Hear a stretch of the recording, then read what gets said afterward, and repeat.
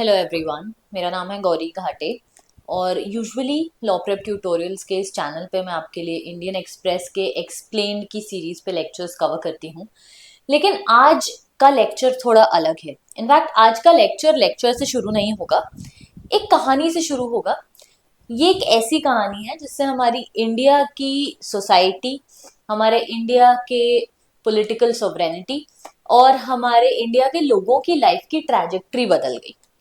और उससे आगे चल के हम समझेंगे कि ये हमारे लिए जानना क्यों जरूरी है।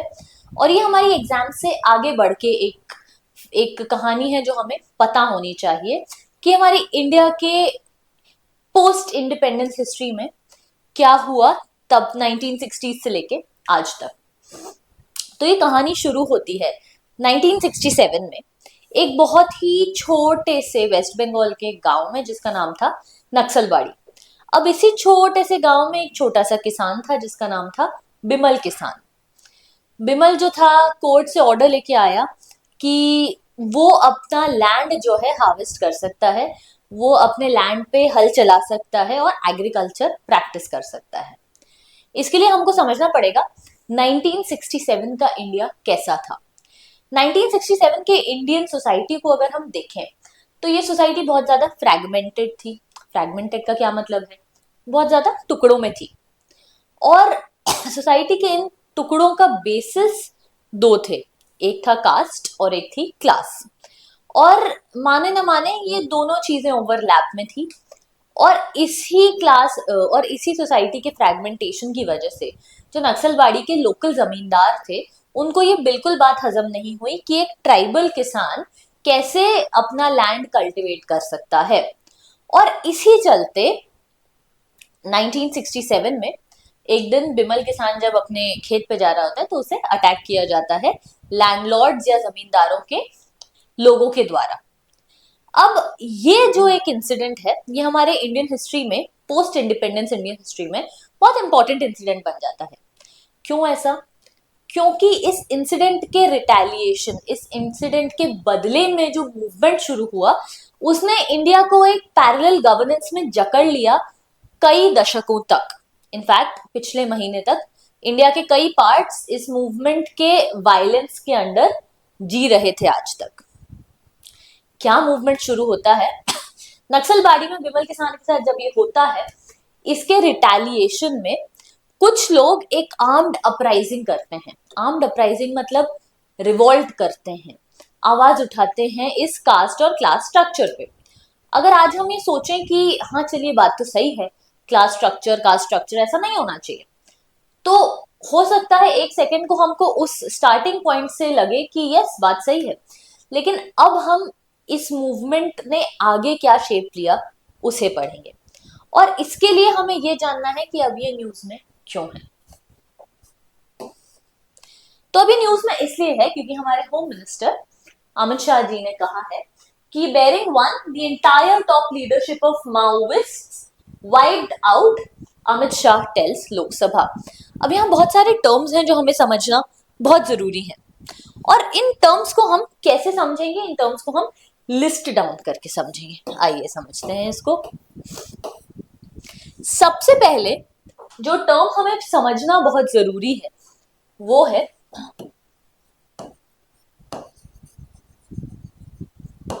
कम्युनिज्म। ये कम्युनिज्म जो टर्म है ये आता है कम्युनिटी वर्ड से। अब भाई कम्युनिज्म का क्या मतलब होता है? कम्युनिज्म का ये मतलब होता है कि हमें थोड़ा इकोनॉमिक्स पढ़ना पड़ेगा।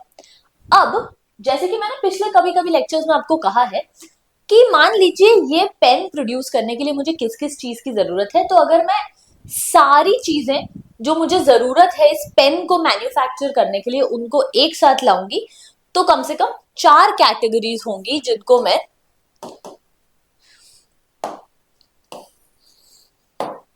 मैं फैक्टर्स ऑफ प्रोडक्शन कहूंगी। और ये फैक्टर्स ऑफ प्रोडक्शन क्या होते हैं? बहुत इंपॉर्टेंट है। Land, labour, capital and enterprise. तो हमको कम्युनिज्म समझने के लिए फैक्टर्स ऑफ प्रोडक्शन समझना जरूरी है, और इसको हम एक और चीज कह सकते हैं, रिसोर्सेज। तो कम्युनिज्म कहता है कि एक कम्युनिस्ट सोसाइटी में, कम्युनिस्ट इकोनॉमी में सारे फैक्टर्स ऑफ प्रोडक्शन के का अधिकार होगा कम्युनिटी। यहां पे प्राइवेट ओनरशिप नहीं होगी।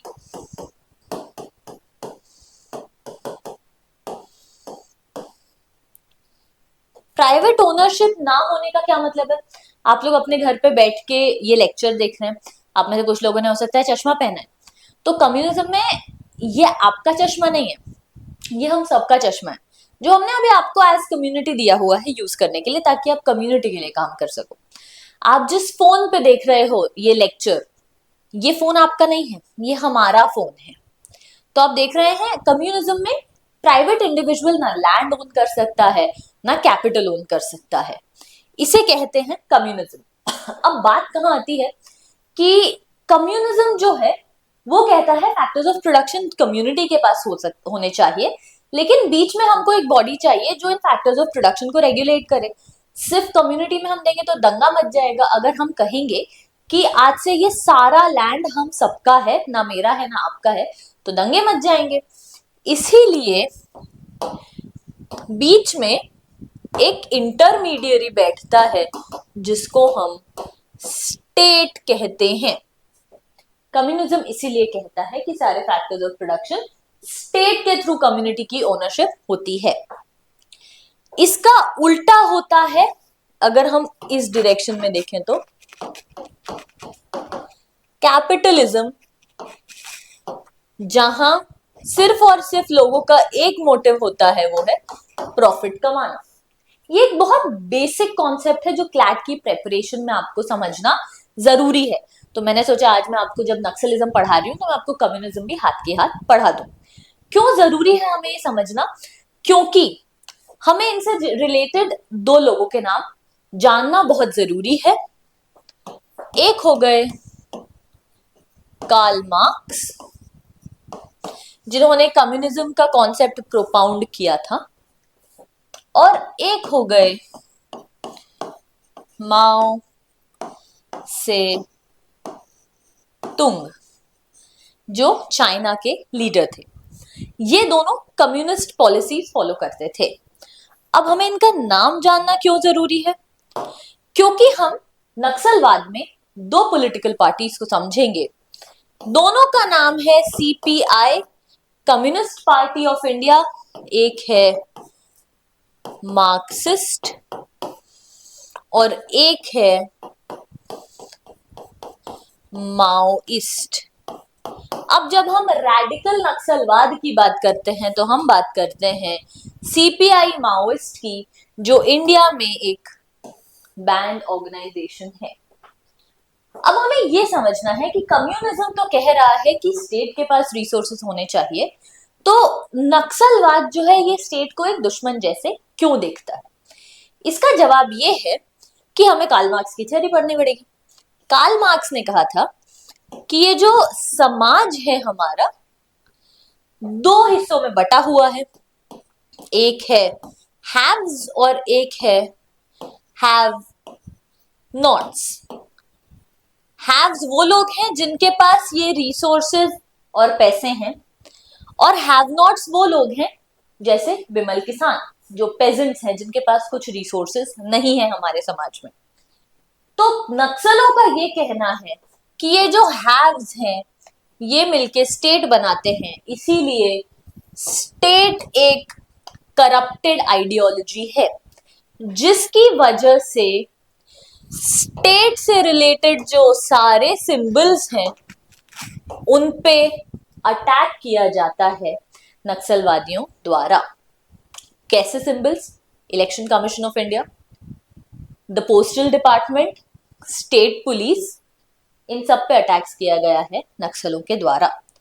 अब आप समझ गए हैं एक बेसिक कॉन्सेप्ट नक्सलिज्म का, जो चाहता है कि ये सारे जो फैक्टर्स ऑफ प्रोडक्शन है ये कम्युनिटी में बांटे जाएं और स्टेट को खत्म कर दिया जाए। और नक्सलवाद में स्टेट का मतलब क्या है? इंडिया। जब हम इंडिया को खत्म करने की बात करते हैं, जब हम एक स्लोगन है annihilation of India, annihilation of the Indian state, जो नक्सलवादी यूज करते हैं, तब ये एक सिर्फ सोसाइटी के अगेंस्ट नारा नहीं होता है, ये देश के अगेंस्ट नारा होता है, and which is not tolerated by any country. अब क्वेश्चन है कि क्या ये नारों तक सीमित था? ये हम आगे पढ़ते हैं।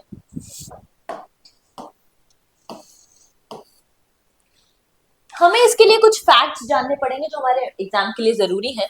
1967 में जब सीपीआईएम मार्क्सिस्ट की बात कर रहे हैं, वो ये चाहते थे एक protracted people's war in India. Protracted people's war का क्या मतलब है? एक ऐसा आर्म्ड अपराइजिंग, एक ऐसा हथियार बंद अपराइजिंग जिससे सोसाइटी का जो चल रहा है स्ट्रक्चर उसको खत्म कर दिया जाए। और 3 लोग बहुत इंपॉर्टेंट हैं जिनने नक्सलवाद को शुरू करने का काम किया था और जिन्होंने नक्सलवादी अपराइजिंग को सपोर्ट किया था, जो सीपीआई मार्क्सिस्ट के मेंबर्स हैं, चारू मजूमदार, कानू सान्याल और जंगल संथल। इन 3 नामों को हमें याद रखना बहुत जरूरी है नक्सलिज्म के कॉन्टेक्स्ट में। इनने क्या किया? इनने पॉलिटिकल और इंसर्जेंट ग्रुप्स बनाए इंडिया में, और इनने किससे इंस्पायर्ड थे? ये माओइस्ट पॉलिटिकल सेंटिमेंट, जो जिनका मैंने नाम कहा था माओ से तुंग या माओ जेडोंग, से ये इंस्पायर्ड थे।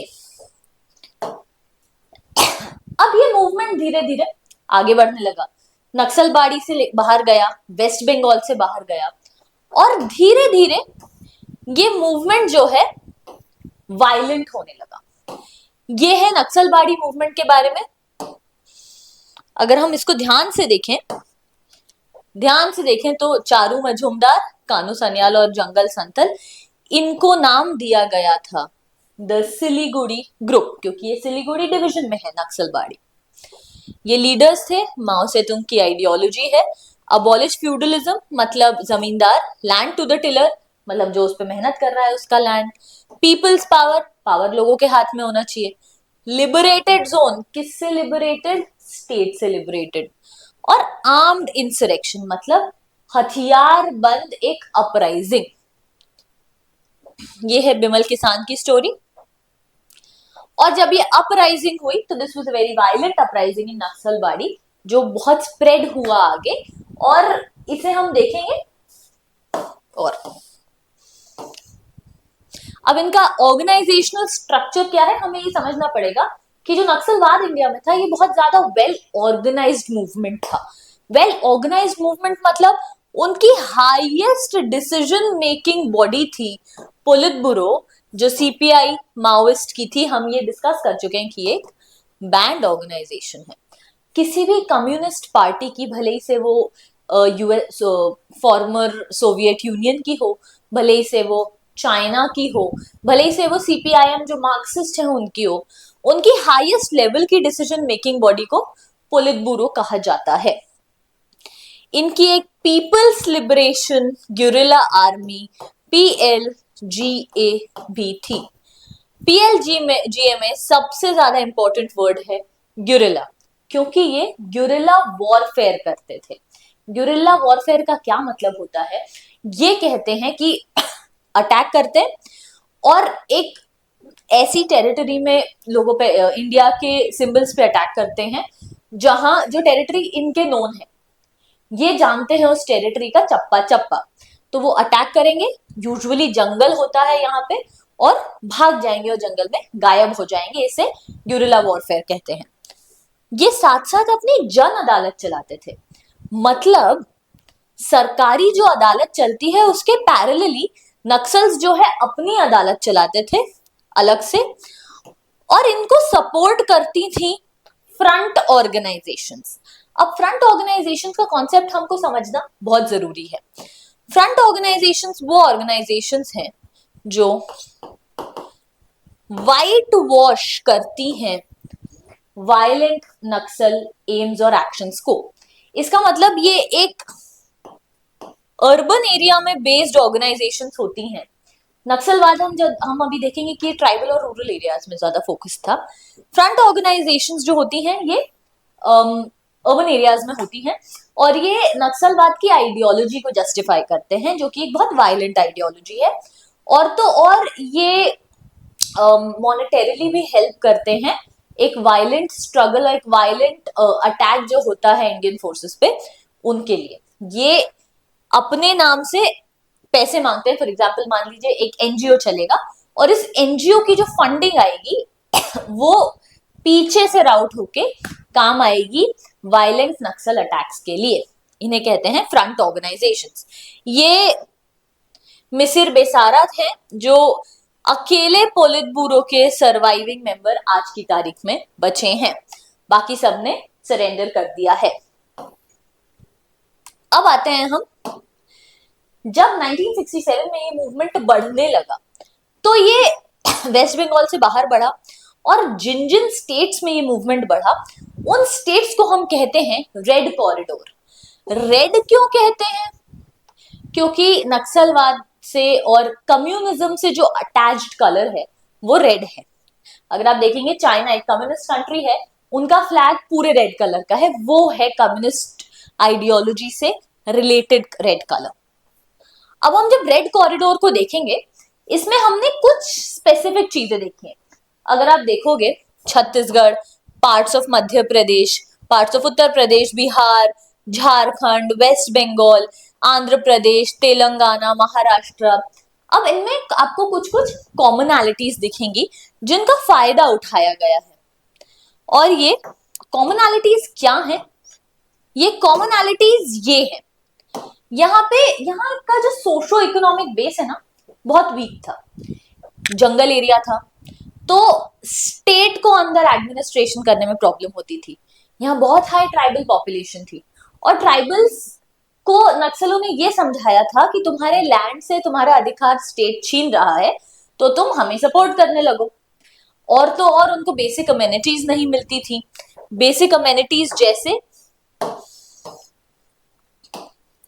Health care, education, roads, weak presence in forest, weak state presence in forest. इसकी वजह से एक वैक्यूम बन गया था। जब सरकार वहां प्रेजेंट नहीं थी 1960s में, 1970s में जंगलों के बीचों बीच ट्राइबल्स के बीच एडमिनिस्ट्रेशन के लिए, तो एक तरह का वैक्यूम, एक खालीपन बन गया था। और उस खालीपन, उस एम्प्टी स्पेस को फिल किया एक्सट्रीमिस्ट, जिनको हम लेफ्ट विंग एक्सट्रीमिस्ट या फिर नक्सल्स कहते हैं। तो यहाँ की जो सोशल प्रॉब्लम्स थी, यहाँ की जो एडमिनिस्ट्रेटिव प्रॉब्लम्स थी, इन सबका फायदा उठाया किसने? नक्सलवाद ने। और इसीलिए ये मूवमेंट आप देखेंगे ये एक आर्म्ड मूवमेंट था, तो इसमें छोटे से छोटा टीनेजर भी आर्म्स चलाने के लिए ट्रेन किया जाता था। Children as young as 5, 6, 7 were taken away from their homes and trained to become warriors and comrades जिन्हें कहते हैं। अब हमने देख लिया कि ट्राइबल्स ओवर पॉपुलेटेड लैंड थे और ये मेनली डिपेंडेंट थे एग्रीकल्चर पे। नहीं, विथ नहीं आना चाहिए, हाँ, मेनली डिपेंडेंट थे एग्रीकल्चर पे। और जब इन ट्राइबल्स से इनका वे ऑफ लाइफ छीन लिया जाता है फॉर विच एवर रीजन, उनको एक लैंड एलियनेशन, उनको एक खुद के कल्चर से एलियनेशन फील होता है, जिसका फायदा भी नक्सलवादियों ने उठाया। और उसके बाद बहुत ज्यादा कॉन्फ्लिक्ट्स थे लैंड एंड ट्राइबल राइट्स के लिए। और ये हम देख चुके हैं कि पुअर स्टेट प्रेजेंस था यहाँ पे। अब जैसे जैसे मूवमेंट वायलेंट होता गया, इसका सबसे एक वायलेंट एग्जाम्पल हम यहां देखेंगे, दंतेवाड़ा मैसेकर, जो 6 अप्रैल 2010 को हुआ। दंतेवाड़ा छत्तीसगढ़ में एक जगह है और वहां पे CPIM, communist party of India, Maoist ने एम्बुश किया। एम्बुश करना क्या होता है?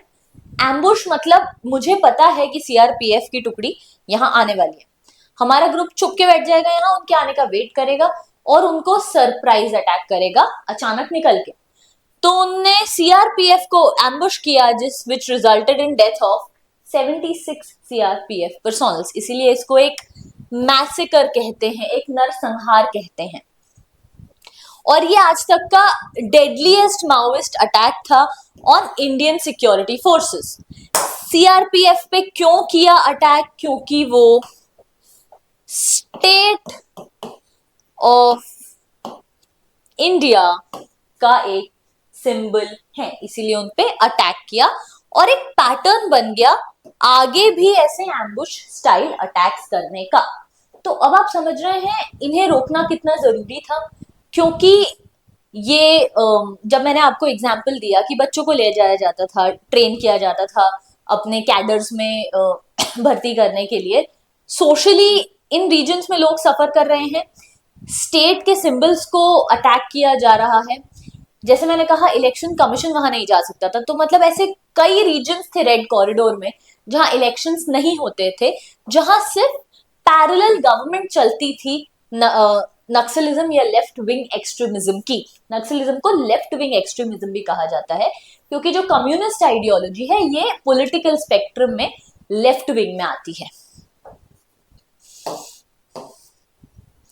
अब हमने रीजंस देख लिए कि ये पनपा क्यों इन डिस्ट्रिक्ट्स में, इन रीजन्स में लोग क्यों इस तरफ ग्रेविटेट हुए।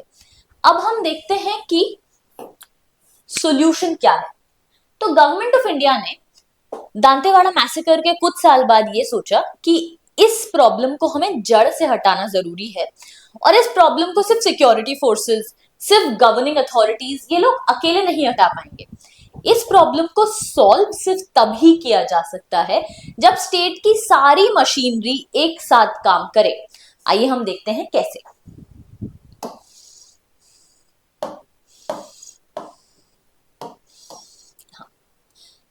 सिक्योरिटी फोर्सेस तो जरूरी है ही, ये रेड कॉरिडोर में आर्म्ड मिलिटेंट्स जो हैं उनको एलिमिनेट करके या उनको सरेंडर करवा के उन डिस्ट्रिक्ट्स पे वापस अपना क्लेम जमाना होगा इंडिया के स्टेट को।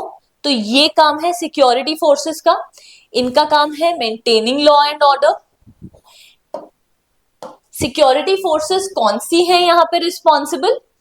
CRPF, central reserve police force, जो CAPF central arm police forces के अंडर आती है, जो फंक्शन करती है मिनिस्ट्री ऑफ होम अफेयर्स के अंडर। बहुत इंपॉर्टेंट फैक्ट है।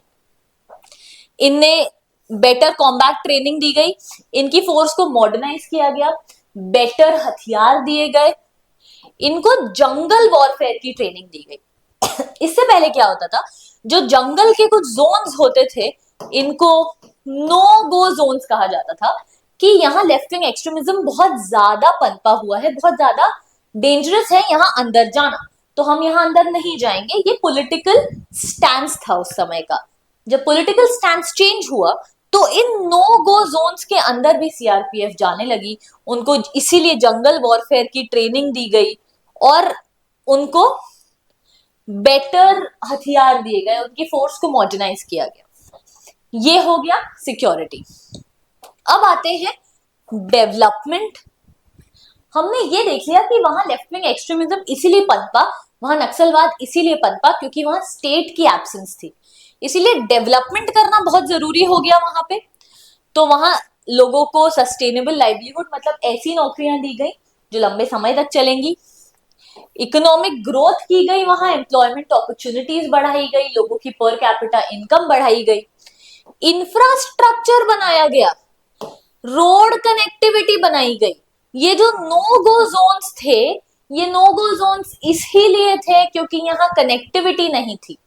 जब कनेक्टिविटी नहीं होती है नक्सल्स को एडवांटेज होता है क्योंकि they are familiar with the jungle, with the forest. But as soon as connectivity develop हो जाती है, सीआरपीएफ को भी उतना ही एडवांटेज हो जाता है, उनको बैकअप जल्दी मिलता है, उनको इंटेलिजेंस जल्दी मिलती है।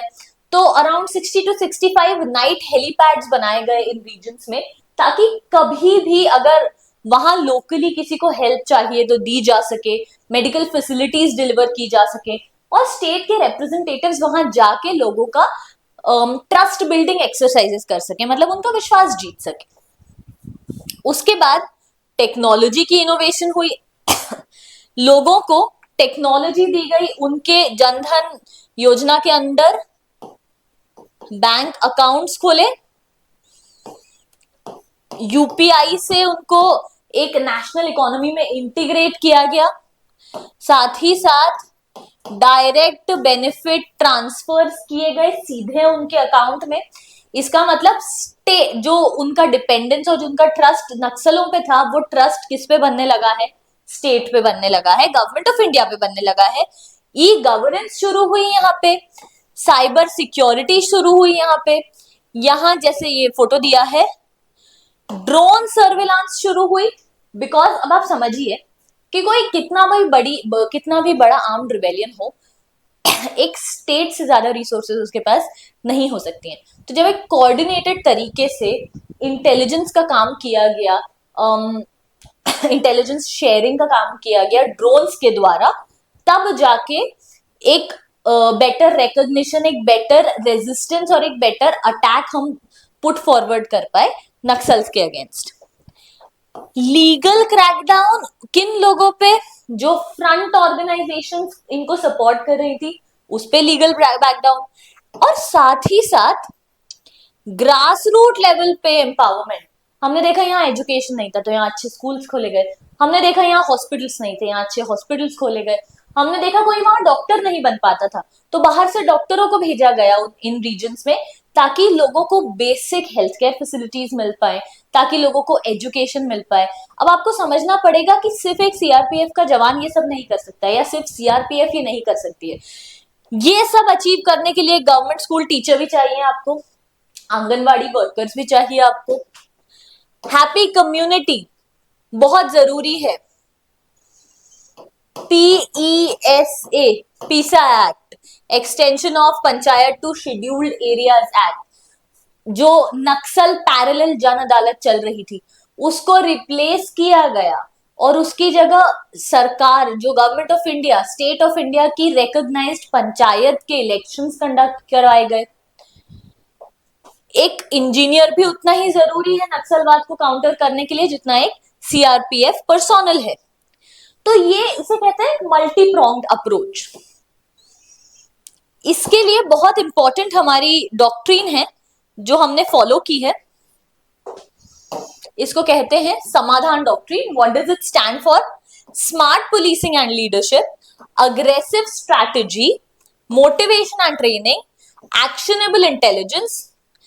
जो इंटेलिजेंस मिली है वो ऐसी हो कि उस पर एक्शन लिया जा सके, डैशबोर्ड फॉर डेवलपमेंट एंड की परफॉर्मेंस इंडिकेटर्स। जो डेवलपमेंट हुआ है उसको ट्रैक करने के लिए एक प्लेटफॉर्म बनाना चाहिए, harnessing technology for development and security.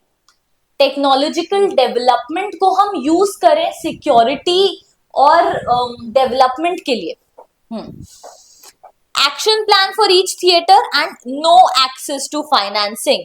जब इनकी फाइनेंसिंग बंद की गई तब जाके चोक किया गया इनके इन वायलेंट एक्शंस और प्लान्स को। ड्रोन्स, एआई, सैटेलाइट मैपिंग के जरिए क्या मिली? इंटेलिजेंस मिली। शार्प डिक्लाइन हुआ वायलेंस में और नियर नक्सल फ्री स्टेटस हमने सोचा था हम अचीव करेंगे 2026 तक। और अभी रिसेंटली होम मिनिस्टर ने ये डिक्लेयर किया है स्टेट्स को कि एज ऑफ 31 मार्च 2026 जो कि डिसाइडेड था नक्सल फ्री, जो कि डिसाइडेड एक डेडलाइन थी इंडिया को नक्सल फ्री करने की, इंडिया इज नक्सल फ्री। अगर हम ये देखेंगे, अगर हम ये चार्ट देखेंगे यहाँ पे, so this was India in 2007, this was India in 2025 and now there is only one district so far, ये 3 भी नहीं है, आई थिंक ये डिस्ट्रिक्ट अब बचा है जहां नक्सलवाद अभी भी है and India is almost rid of Naxalism. Let's move ahead.